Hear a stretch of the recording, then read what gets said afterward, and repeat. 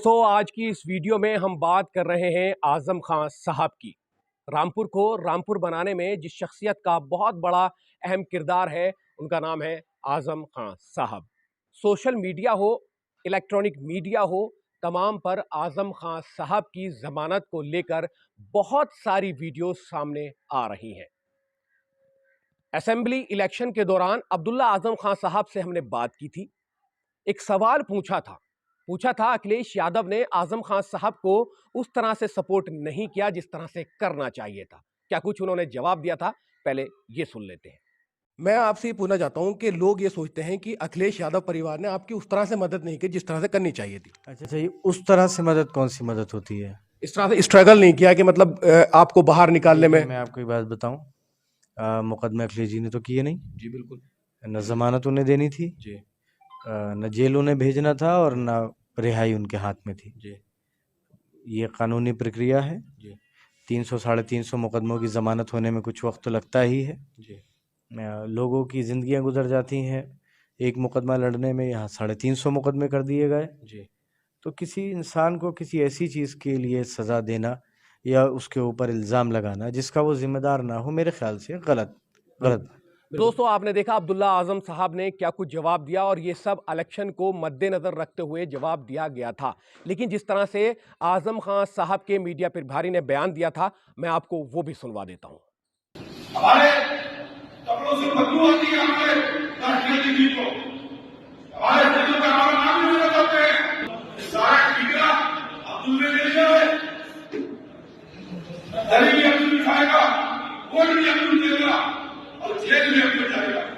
तो दोस्तों, आपने अब्दुल्ला आजम साहब को भी सुना, मीडिया प्रभारी को भी सुना, लेकिन एक चीज मैं आपको और दिखाता हूं। अब्दुल्ला आजम साहब ने ईद से पहले एक ट्वीट किया था। आइए वो ट्वीट मैं आपको दिखाता हूं। एक और बात बताता हूं मैं कि अब्दुल्ला आजम साहब के ही ट्विटर हैंडल से आजम खान साहब ने भी एक ट्वीट किया था। ये दोनों ट्वीट मैं आपको दिखा रहा हूं कि इस ट्वीट में उन्होंने क्या बात कही थी। आइए देखते हैं क्या कुछ उन्होंने अपने इन ट्वीटों में कहा है। तू जो छोड़ रहा है तो खता इसमें तेरी क्या, हर शख्स मेरा साथ निभा भी नहीं सकता। वैसे तो एक आंसू ही बहा के मुझे ले जाए, ऐसे कोई तूफान हिला भी नहीं सकता। ईद मुबारक आपका और सिर्फ आपका, मोहम्मद आजम खान।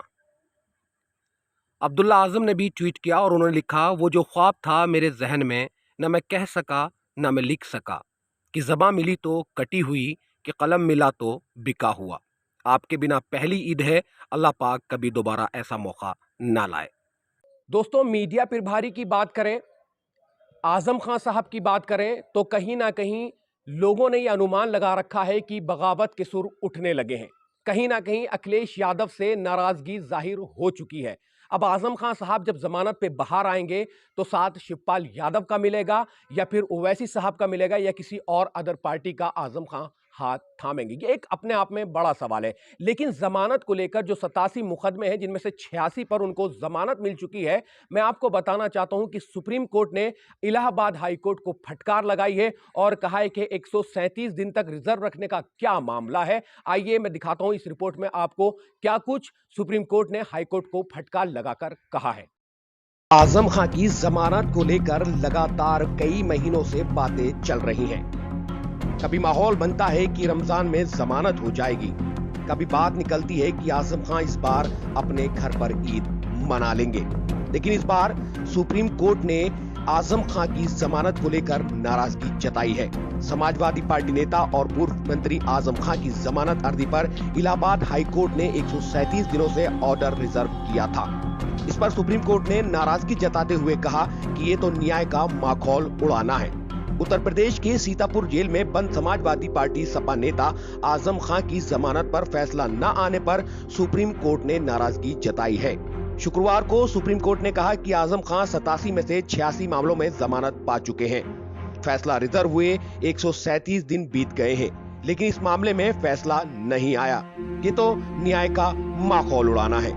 सुप्रीम कोर्ट में जस्टिस एल नागेश्वर राव और जस्टिस BR गवई की पीठ ने चेतावनी देते हुए कहा, अगर हाईकोर्ट फैसला नहीं करता तो हम इस मामले में दखल देंगे। इसके बाद सुप्रीम कोर्ट ने 11 मई को अगली सुनवाई की तारीख दी है। दरअसल एक मामले में इलाहाबाद हाई कोर्ट ने पिछले साल 4 दिसंबर को फैसला सुरक्षित कर लिया था। अभी तक इलाहाबाद हाईकोर्ट ने अपना फैसला नहीं दिया है। इस मामले को लेकर सुप्रीम कोर्ट में अर्जी दाखिल की गई है। इस मामले में इलाहाबाद हाईकोर्ट में गुरुवार को भी सुनवाई हुई थी। हाईकोर्ट में आजम खान की जमानत पर अर्जी पर सुनवाई हुई। करीब 2.5 घंटे चली बहस के बाद फैसला सुरक्षित किया गया। अब तक आजम खान को सभी मामलों में पहले ही जमानत दी जा चुकी है। ऐसे में आखिरी मामले में जमानत मिलने पर वे जेल से बाहर आ सकते हैं। जिस मामले में आजम खान को बेल नहीं मिल रही है वो वक्फ बोर्ड की संपत्ति गलत तरीके से जब्त करने को लेकर है। इस मामले में आखिरी बार 4 दिसंबर 2021 को सुनवाई हुई थी। तब भी फैसले को सुरक्षित रख लिया गया था। पिछले 2 साल से आजम खान सीतापुर जेल में हैं। उनकी जमानत को लेकर भी जमकर राजनीति होती दिख रही है। मैं पहले भी बता चुका हूं कि समाजवादी पार्टी के अंदर ही एक अलग लड़ाई शुरू हो गई है। इसका सबसे बड़ा उदाहरण तब देखने को मिल गया था जब आजम खान के मीडिया प्रभारी फसाहत अली ने अखिलेश यादव पर बड़ा आरोप लगा दिया था, जो कि मैंने वीडियो में आपको पहले ही सुनवा दिया है। इस बयान के बाद सभा के अंदर ही सियासी हलचल तेज हो गई थी और कुछ मुस्लिम नेताओं ने भी अपना इस्तीफा दे दिया था।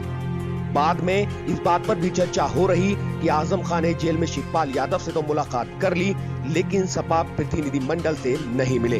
उनके इस अंदाज ने सवाल खड़े कर दिए हैं। आजम खान सपा से खफा तो नहीं है।